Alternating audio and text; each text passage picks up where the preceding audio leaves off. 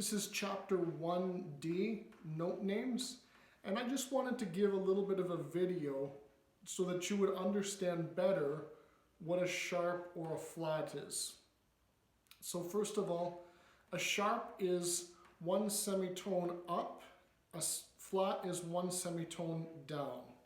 So when we look at this right here, that's the 5th fret. That is the note A.